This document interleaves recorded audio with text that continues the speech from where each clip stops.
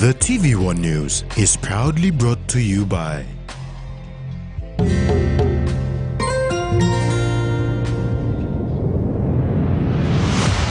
BSP, our bank, our people.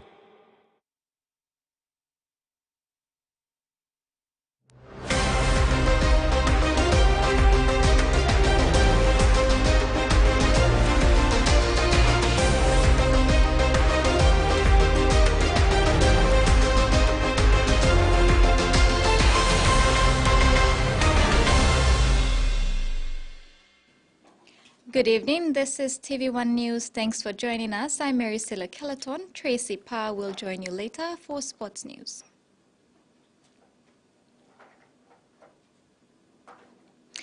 Medan service providers were on another wild goose chase with key officers in the Medan Provincial Administration over outstanding fees for services rendered in the past year. They have decided to seek legal action. According to Medan Provincial Administrator Frank Lau, there are two budgets. He told the disgruntled group on Wednesday that the budget done by the governor does not capture outstanding service debts. Medan service providers stormed the Provincial Administration Office on Wednesday demanding answers to payments owed for over a year now. They have already decided to take legal action against those responsible for settling their accounts. 2 weeks ago, they were addressed by Financial Manager George Memke, where they called for another dialogue, this time with Governor Ramsey Pariwa and Provincial Administrator Frank Lau present. The lack of answers continues to frustrate the disgruntled business owners. Mr. Lau, who was there to address them, said there was no hold-up of payments from his end and that initially two budgets were made, one by him and the other by the governor. He told the frustrated men that the governor's budget did not capture service debts, property management and procurement. It meant that there was no money allocated for outstanding service debts and may be captured in next year's budget. Tula budget bin stop. Omla budget em obis pumi wogim. Nala budget em on governor bin wogim. Governor wogim len em khari golo PEC em budosim golo assembly na em approve him. Mi less law. Si koto wogim la sign on budget blame because mi like him system must flow, money must flow, so mi no challenge him. Mi let him go. So mi love work on them. Meeting also in work on them, let them. We got respect law, authority, and governance will respect stuff. But instead of a budget where I'm established, or else him debt service, or else property management, or else procurement and planning or vote or else him. So that means debt service out. You will collect the staff, and by will not pay me now. Furthermore, Mr. Lau said he wanted to do a budget maintenance by flying over to Port Moresby last week, but this trip was unsuccessful. System of South right now. Look what's the Bamblo the new budget next year now. No, straight Moses Sunday. No, what? I'm going to budget maintenance. We look at budget maintenance. All line program go looking big and down below. We are looking at budget maintenance. We are putting himself both go back inside. Now, straight more service providers, straight him. Our service must flow, thing must flow. But them add was planning political interference from us. He is now calling on the two other key players to come together, address the service providers, and settle their issues. Service providers have been going back and forth, checking up on payments. As days turn into months, their businesses are being crippled by the lack of assurance and certainty that payments will be made.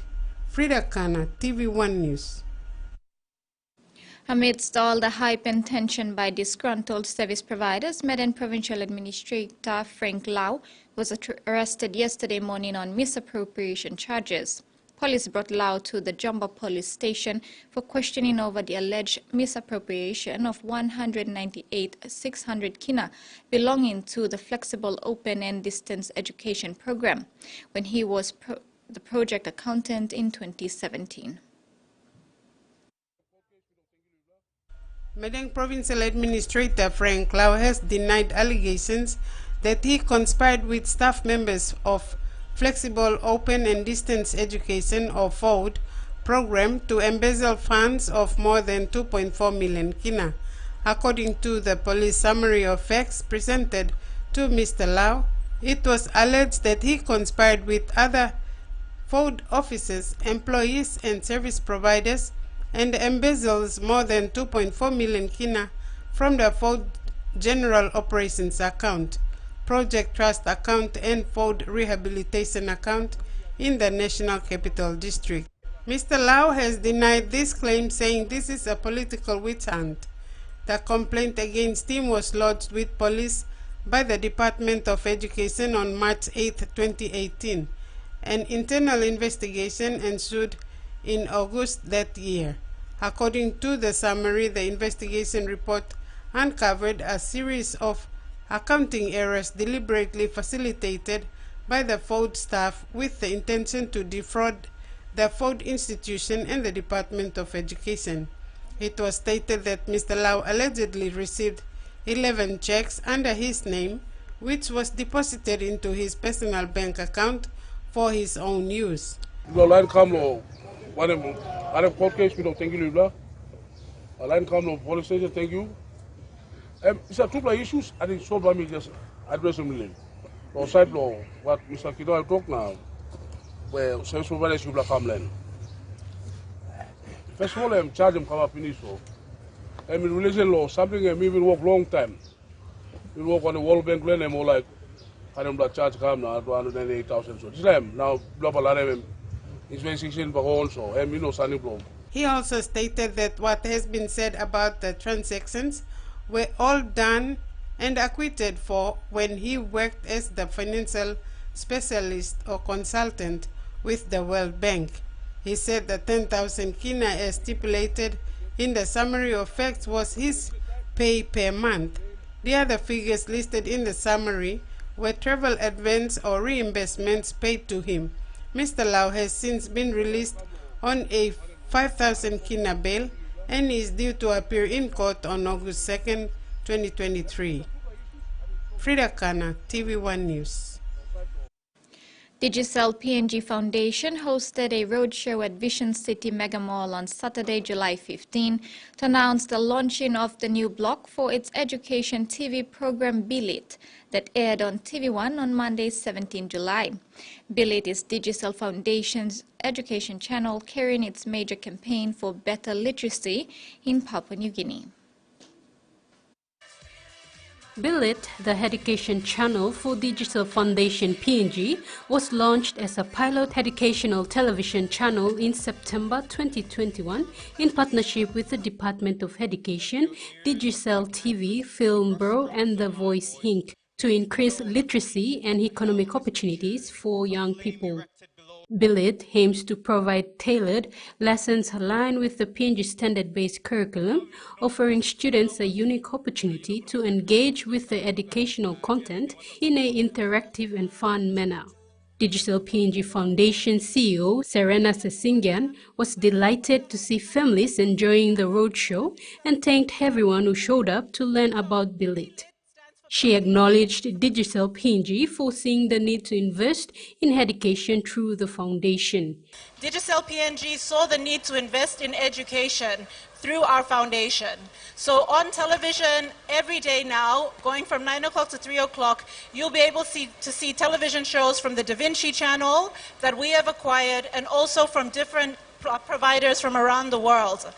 Digicel PNG CEO Colin Stone shared that 15 years ago, the company decided to invest in education, health and social services, focusing especially in the rural areas in PNG. And as we did that, we realised that for Digicel to grow, so must the communities that we serve. And so 15 years ago, we decided, and we looked at this, and this came from our board of directors, was to invest in education and health and social services. Not just in Port Moresby, not in the cities, but focused on rural Papua New Guinea, where those things are really needed. And for us now... The Bilit block is also available on TVWAN, which can be viewed with a Digicel Playbox.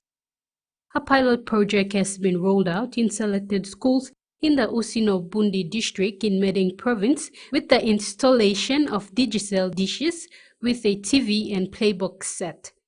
Tracy Pa, TVWAN News. The indigenous people of Medan province will no longer be spectators on their own land. Instead, they will be participants in major development initiatives spearheaded by the Medan provincial government under Governor Ramsi Pariwa, while on a visit to Dima village in Sumka district, said there will be no free handouts.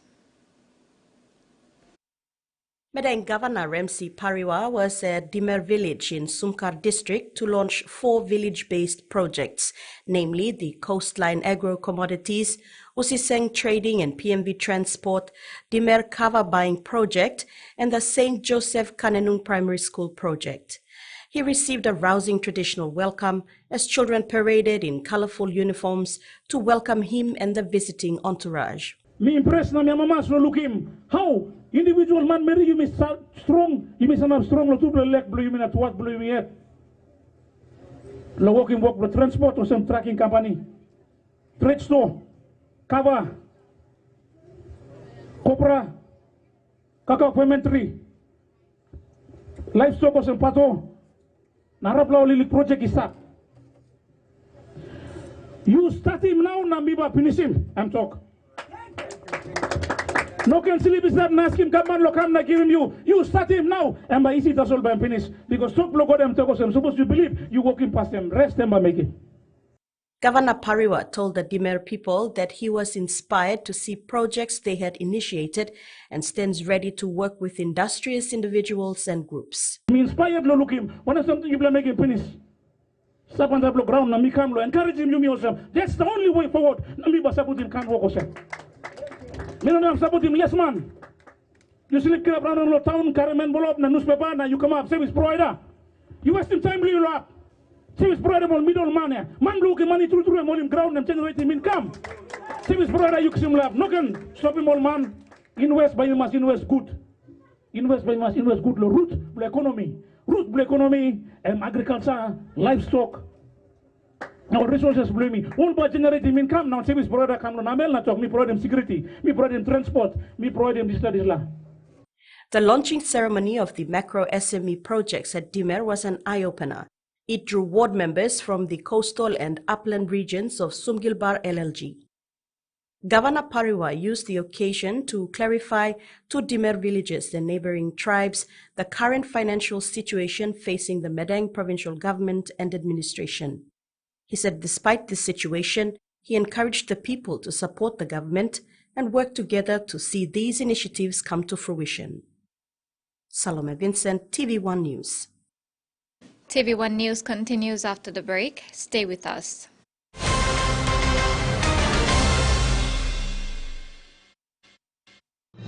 Experience a convenient and smarter way to do your banking with BSB Mobile Banking. You don't have to leave the office or your home to pay for bills. You can view your account balance, transfer funds, top up phone credits, or purchase Easy Pay units wherever you are.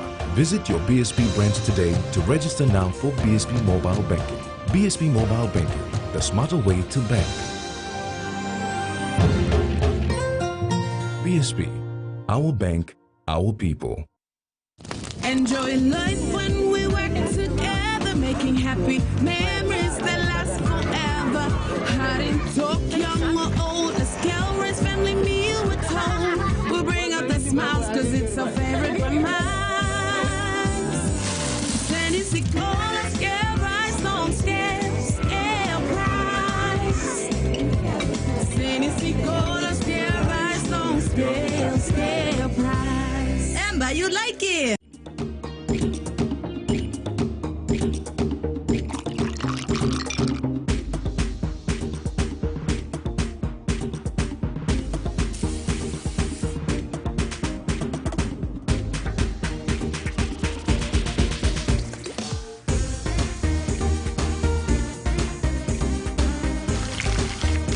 More clean, more sweet. Flame natural white sugar. Make more.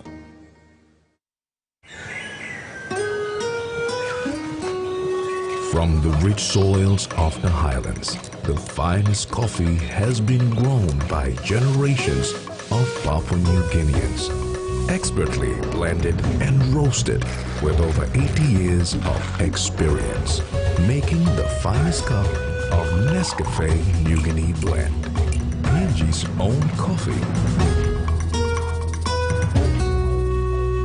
The Toyota JD Hiace bus comes in 14 and 15-seater high-roof luxury model powered by 2.8 liters JD engine for optimal performance output, fuel efficiency and quietness, designed with improved safety features and easy maneuverability for tire steering angle. The Hiace lift suspension and annular frame structure is opted for smooth ride, comfort and safety. Experience the ride on the Hiace bus and experience the Hiace pride, the bus that exceeds all expectations.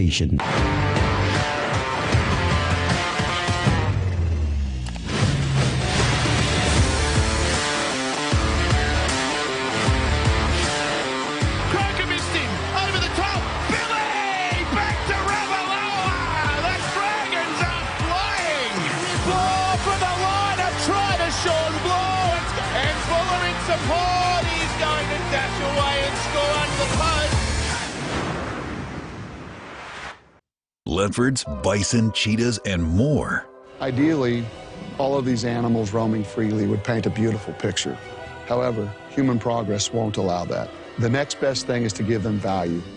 Join Dan Cabela as he sets out on an international journey of discovery within the world of conservation. There is no one-size-fits-all solution, and science is the best hope to find answers for their survival. Hard Truths of Conservation, streaming now on Outdoor.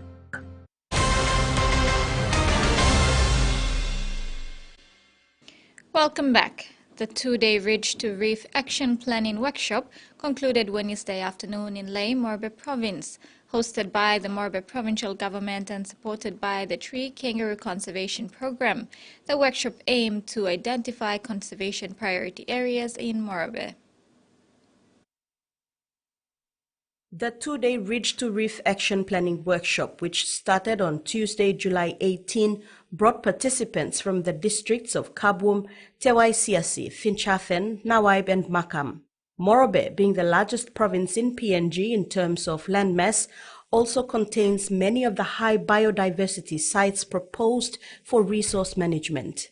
With funding support from the Rainforest Trust Foundation, the Morobe Provincial Government is collaborating with the Tree Kangaroo Conservation Program to conduct a rapid feasibility project to identify conservation areas. Climate Change Officer within the Morobe Provincial Administration, Ata Forepe, said this has been an ongoing activity since the first conservation project was started at Use LLG in Kabwum.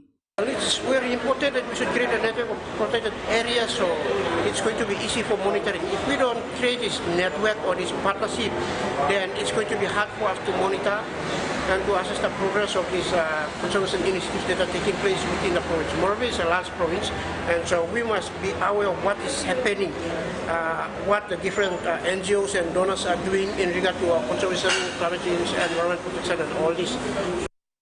As per the Conservation Needs Assessment Report of 1993, the jungles and forests of Morobe are popular for viewing over 1,000 species of birds and mammals, including the colorful emperor bird of paradise, the flightless cassowary, and a variety of macropods like the tree kangaroo. Salome Vincent, TV1 News. The Department of International Trade and Investment have found that Papua New Guineans are paying 100% more for rice than they should. Minister responsible Richard Maru says he does not understand the rice pricing. Over the weekend, the Department of International Trade and Investment found the price of rice on the shelves of shops in Port Moresby, showing Rigo rice to be the cheapest, sold at 3 kina 50 toya per kilo, while the most expensive rice sold was retailing at 7 kina 48 toya per kilo. And we now feel that Rigo rice is ready to plant rice commercially. They're the only company in PNG that can, because of the experience and the investments they've already made. Like I said, that new mill is 8 million. We don't have any other PNG companies that have invested that much and delivered a product that the market likes at a cost which is much, much lower than any other. Maru believes Papua New Guineans are being ripped off. The minister appeals to the Independent Consumer and Competition Commission for an explanation, asking why the price of rice is not being controlled.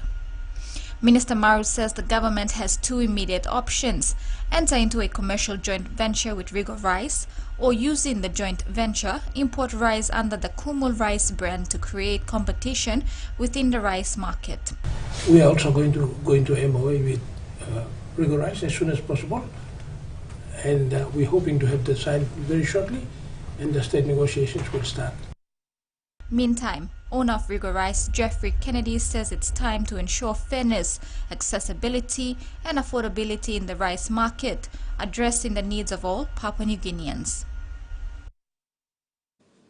The average cost of producing rice after milling and packaging has been determined to be 1 kina 45 toya per kilogram. This is a stark contrast to customers who are forced to pay very unfair prices, often above 5 kina and 7 kina per kilogram. Rigo Rice owner Jeffrey Kennedy says such a price disparity undermines the economic well-being of Papua New Guineans, especially those with limited financial means.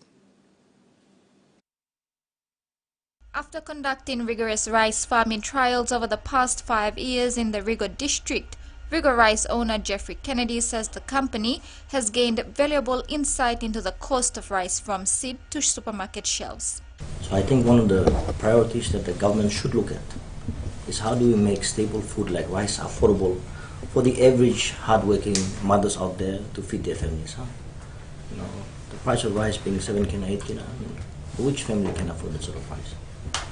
Maybe the top class are fine or the middle class are fine, but most of our Papua New Guineans, they are below the middle class. And for them, 5 kina, 3 kina makes a big difference whether they have something to eat or not. And when the critical time comes, they don't care about the billions of road bagarap or house bagarap. What they're worried about is, how can they feed their family when they can't afford the very basic rice. From farming and cost per hectare before milling amounting to 5,700 per hectare, mining cost of harvested rice was 1,100 kina. Total overall cost was 6,800 kina, and selling price after milling was 3 kina. This meant that the average cost of producing rice after milling and packaging was determined to be 1 kina 45 toya per kilogram. We will expand this rice industry in the country, and I'm sure we will. I'm sure the government will help in assisting Rigo Rice to expand from 250 hectares to 6,000 hectares, and then planning to further expand to civic plain. Kennedy says any significant investment in rice farming will enhance the affordability of rice for low-income earners while creating employment and generating wealth for customary landowners. He added that such investment will contribute towards reducing reliance on rice imports and easing the demand for foreign currency also. And now the finance news. The kina closed unchanged at $0.2800 US in the interbank market. At Bank South Pacific, our kina was buying $0.2725 US, $0.3996 Australian dollars, $0.2355 euro, and 37.65 Japanese yen. Looking at commodity prices at New York close, all closed higher except coffee and copper closed lower. And on the stock market, the Dow Jones closed higher, ASX closed higher, and all ordinaries closed higher as well. You're watching TV1 News. Regional news is up next. Stay tuned.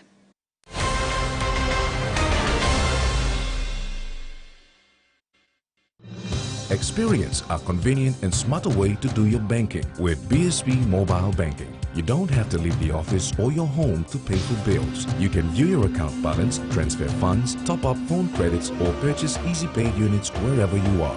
Visit your BSB branch today to register now for BSB Mobile Banking. BSB Mobile Banking, the smarter way to bank. BSB, our bank, our people. He loves the Maroons. He loves the blues. But there's one thing that brings everyone together. SB Lager, Bungim Yumi.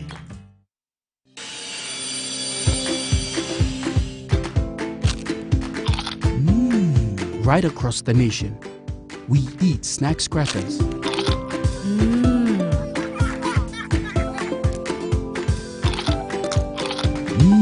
Emi trupla. All get a young plana lapun, only like him snacks crackers. Only make him here, help PNG one time lay biscuit company. It's crunchy and tasty. It's irresistible. A true champion is measured by their courage, their determination, and their passion to never give up and to always keep trying.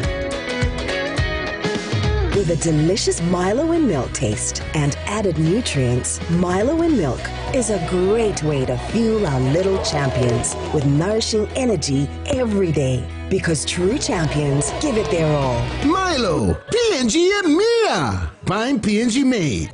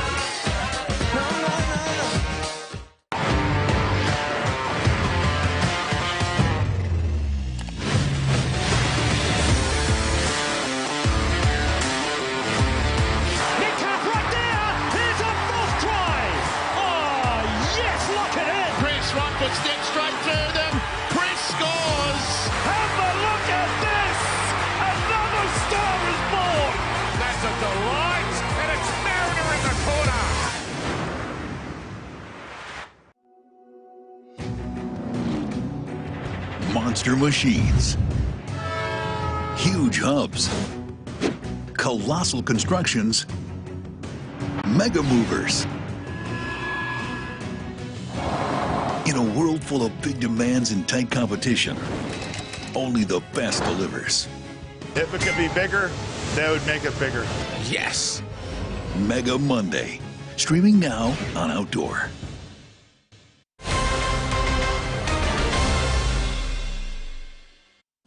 Welcome back. In international news, International Atomic Energy Agency Director General Rafael Mariano Grossi, after traveling to Tokyo earlier this month to present a report endorsing Japan's approach to discharging Fukushima's treated nuclear wastewater into the Pacific, has been trying to convince Japan's skeptical Pacific neighbors of the authenticity of the report's findings. The IAEA, which has opened the door for Tokyo Electric Power Company to dump about 1.3 million tons of contaminated water into the Pacific Ocean, insists the controlled gradual release would have a negligible radiological impact on people and the environment.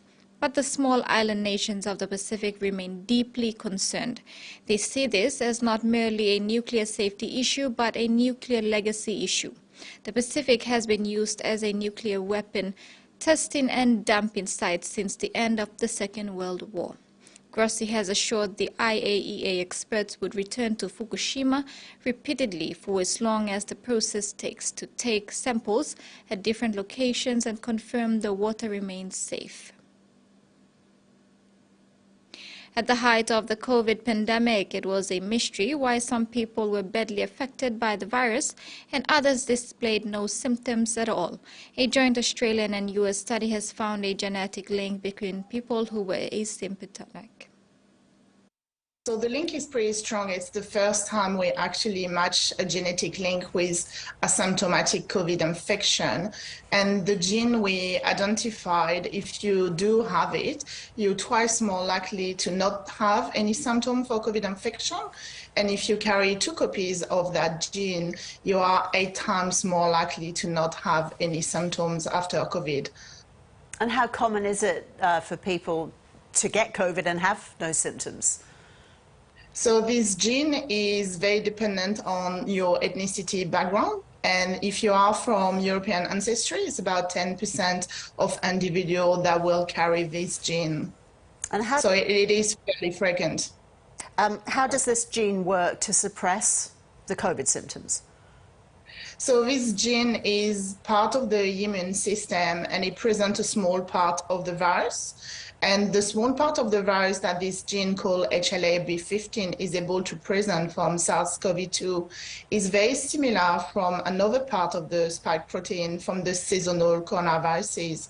So during winter, when we catch a cold, the normal cold, the winter cold, it can be because of one of the seasonal coronaviruses, which are from the same family than the SARS-CoV-2, because they all belong to the coronaviruses family, and they share some similarity from some part of the virus. And what we found is that HLA-B15 gene is able to present this very similar part between the two viruses, and the immune system is able to recognize the two viruses in exactly the same fashion. And what determines, Stephanie, who has this protective gene? Is it pretty random, or is there a pattern? It's come from your parents, so you inherit HLA molecule from both your parents, and so it is a bit of a good luck that you will carry HLA-B15 that will lead to not have any symptom from COVID. And how could this knowledge help those who are vulnerable to COVID or who were very ill when they contract the infection? So for the moment, most of the research on COVID has been focusing on severe COVID to try to apply some global solution for people who are sick. By understanding people that are naturally protected and remain asymptomatic, we hope to find the mechanism behind this to be applied to other individuals that are actually sick with COVID. Farmers across the state say their livelihood is being affected by flood-damaged roads with no prospect of them being repaired anytime soon. 9 months after the floods, trucks still can't get to Brian Klaus's farm at Nadimuck. 2 weeks ago, we walked sheep 20 kilometres because we couldn't get trucks in there. The road was too wet and too dangerous. And there's no sign of work being done on the damaged roads around his property anytime soon. The road network's falling apart. We can't operate like this. It's not safe. It's a common theme. In central Victoria's worst hit council areas, just a fraction of damaged roads have been fixed. In each of Loddon and Kimpaspe Shires, about 100 jobs have been completed. But in Gannawarra Shire, just 8 of the 300 repairs have been made. And even those repairs are causing angst. Farmer Adam Whipp is standing in water beside his property in Koyuga. He says the road here has been rebuilt without appropriate drainage. They've built the road up in excess of 500 metres above the paddock and put no subways, no box culverts, no drainage under the road. He lost his winter crop because of floodwater and couldn't sow this year because of the wet spring. They've come back and said in a few months they'll do a flood overlay and then install some culverts. It could flood tomorrow, it could flood in a month. The state government says the works will provide a smoother and more reliable journey and insist an existing culvert will be repaired. Local councils across the state say red tape is preventing them from accessing federal funding and getting the roads fixed in a timely manner. They want the approval process simplified. The federal government says the process ensures taxpayer funds are used responsibly. Brian Klaus says time is of the essence. How long does it be before someone's going to die on one of these roads that aren't being maintained? And there's nothing, there's not a sign on any of them. The insurance industry is the next to be scrutinized by a federal parliamentary inquiry. It'll investigate the behavior in the wake of last year's catastrophic floods. Home insurance claim was rejected because their insurer said the structural damage was there before the flood hit. That's despite their neighbours' houses washing away. We're in the middle, but the flood didn't cause any other damage to our house. I don't know how that can be.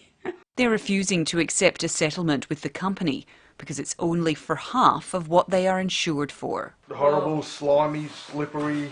We were in here when the water was coming in. It spurred their federal MP to establish a parliamentary inquiry into the insurance industry. We've heard stories of great heartache and tragedy that is being compounded and made worse by the behaviour of insurers. Out of reach for many, insurance can be plagued by disputes over the definition of a storm versus a flood, leaving the claims process stalled and customers dejected. There's the insurance coverage itself, there's the claims handling stuff that needs to be dealt with, but we've also got to look at the underlying risk. This inquiry has to lead to action. We cannot live in uninsured communities. Insurers have welcomed the inquiry. We know that coming out of last year there will be lessons to be learned. That is why we've commissioned our own audit of the claims experience. It's why we're keen to participate in an inquiry like this. The inquiry will sit in some of the regional communities hit by the major flooding. Residents here say it will give them a long-awaited chance to finally share their experiences. And back home, Morbis district education officials and elementary teachers gathered today at Ampo for the ECO Seminar on Conversion program. The event aimed to introduce to education officials and teachers the conversion of elementary schools to early childhood education centers under the standards-based curriculum. The outcome-based education system, which was introduced in 2000 and had its first syllabuses published in 2003, was widely considered a failed concept. As a result of public outcry, the then O'Neill Dion government in 2018 directed the Department of Education to abolish OBE in schools in the country. The new curriculum, called Standard-Based Curriculum, is now being used, and under it, elementary schools will be converted to early childhood education centers under the 366 structure. School inspectors, district education managers, provincial education managers, and elementary school teachers from Morbe province attended a one-day seminar today at Ampo for an introduction on the conversion, early childhood education curriculum and policies. Mutenke and his team have recently undergone a 3-month induction in Port Moresby, where they have furnished a full report to the provincial authority. The second phase of the early childhood education rollout is the hosting of the ECO seminar. And now the weather forecast for the next 24 hours.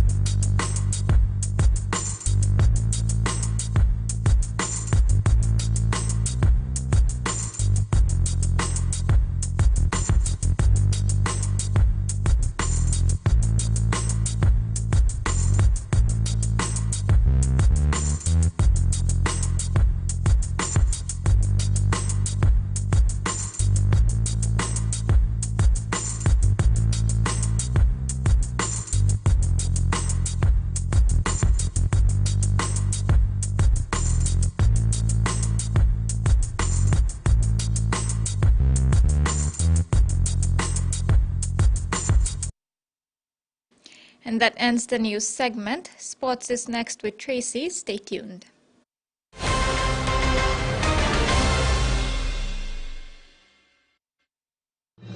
Experience a convenient and smarter way to do your banking with BSP Mobile Banking. You don't have to leave the office or your home to pay for bills. You can view your account balance, transfer funds, top up phone credits, or purchase Easy Pay units wherever you are. Visit your BSP branch today to register now for BSP Mobile Banking. BSP Mobile Banking, the smarter way to bank.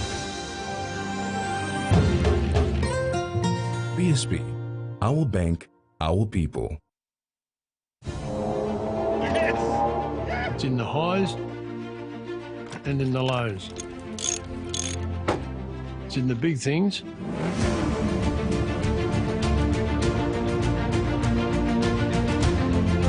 small things too.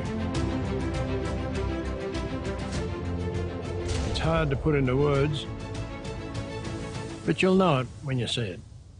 Terrain tamer, when quality counts. Brush to the beat with Colgate for healthy teeth. Brush twice a day for 2 minutes, that's all you need. Brush to the Colgate beat. Come on now everybody, join in on the fun for long-lasting healthy teeth. 2 minutes of brushing twice a day, bright smiles, bright futures with Colgate. Brush to the Colgate beat. Come on now everybody, join in on the fun for long-lasting healthy teeth.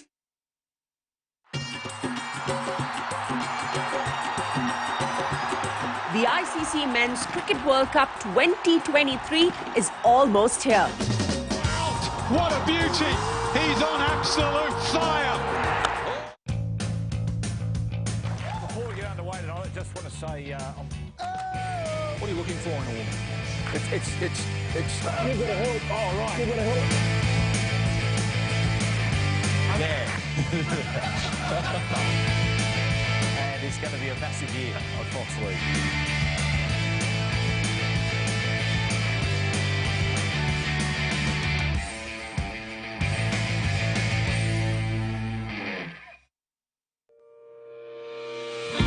Through the Community Grants Program, civil society organizations can apply for grants of up to 50,000 kina, which are focused on delivering development projects in line with our funding priorities. Applications are now open. Applications close in September 2023 at 5 p.m. For more information, visit foundation.digitalpacific.com.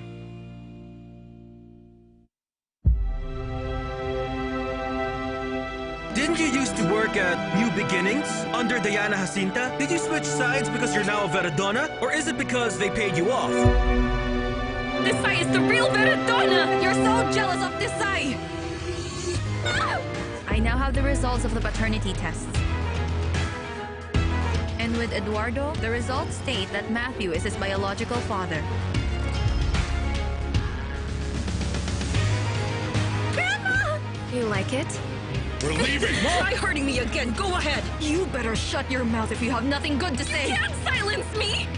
Fine. I wish none of this ever happened. Dodong, are you alright?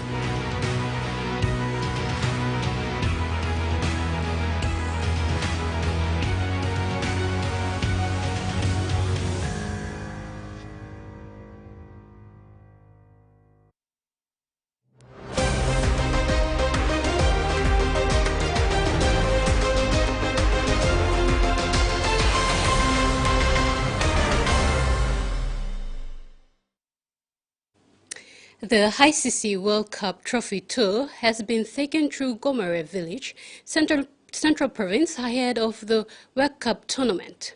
Tokana Hola of Cricket PNG said of all the villages that play cricket, Gomare is the closest and most convenient to take the tour there.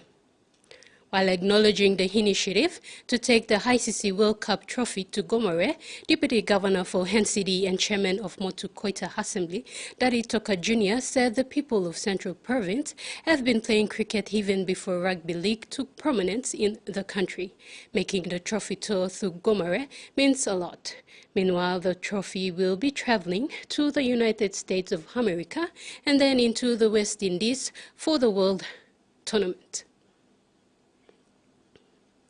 The Australian government has again reaffirmed its commitment to backing the PNG Rugby Football League NRL bid in a $5.5 million funding support and investment into PNG's rugby league pathways. The big announcement was made at last night's PNG RFL NRL bid corporate dinner held at the Stanley Hotel in Port Moresby.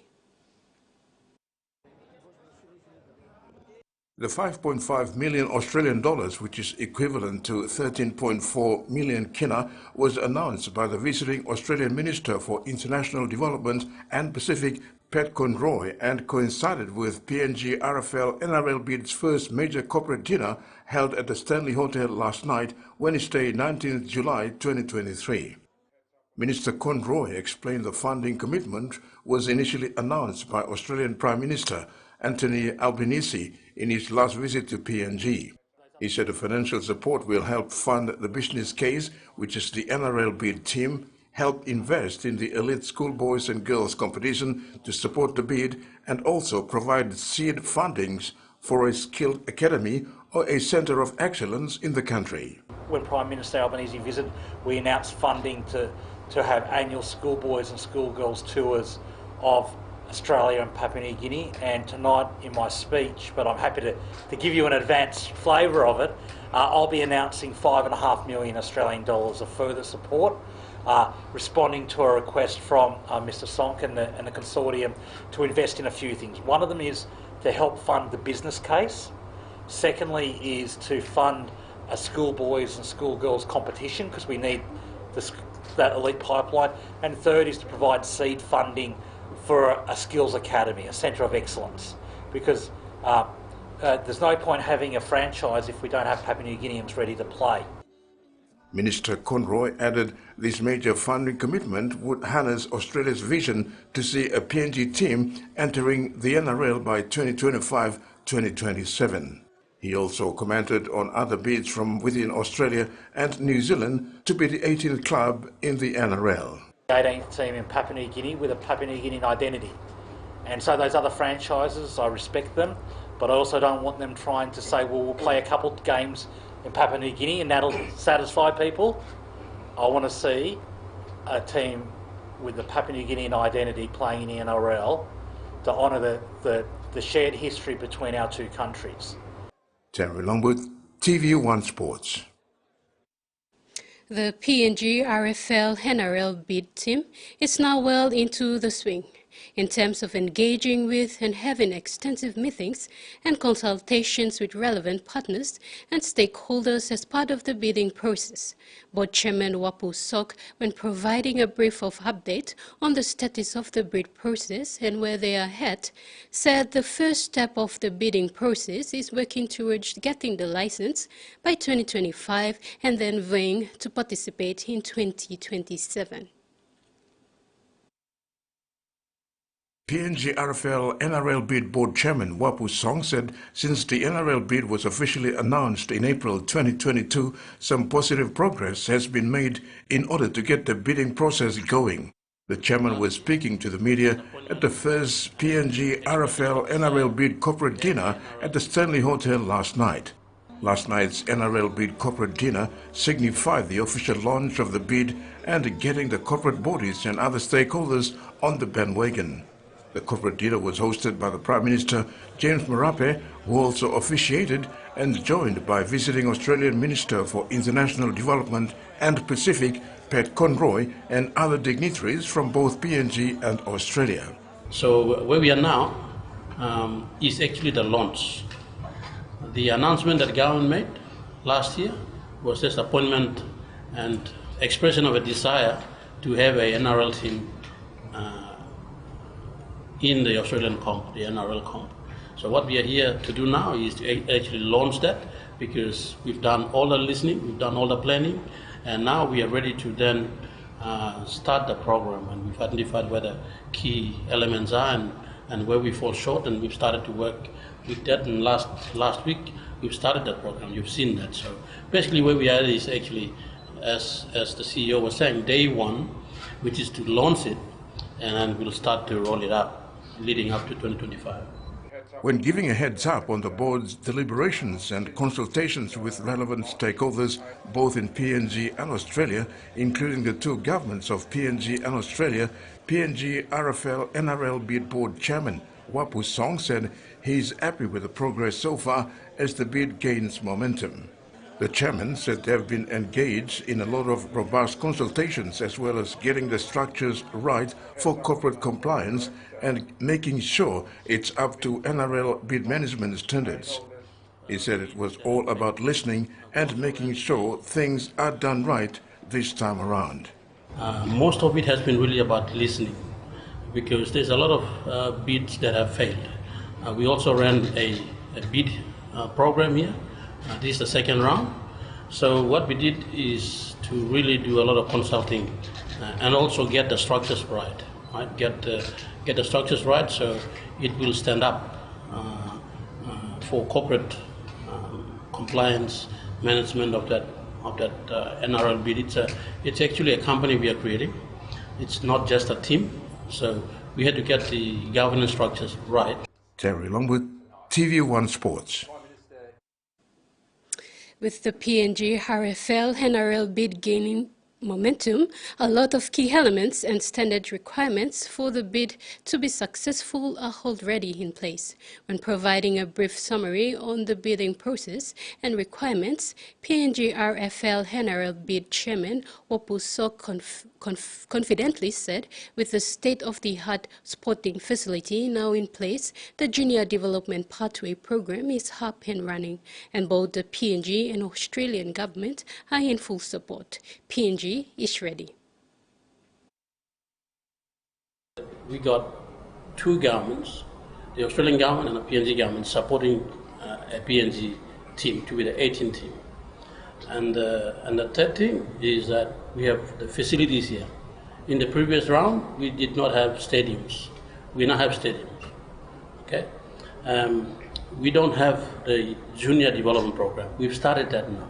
So we basically looked at what actually makes an NRL team bid to be successful. What are key elements? We've looked at that. We're working on it, where we fall short. So we're hoping that with all those different elements being in place, we can be successful in 2025. And that wraps up the Sports Bulletin. Over to you, Marisela. Thanks, Tracy. That's TV1 News for tonight. Pleasant evening. Bye now.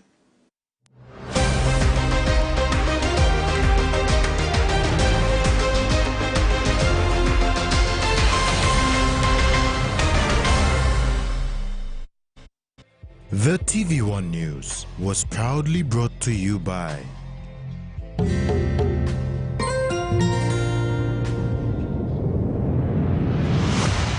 BSP, our bank, our people.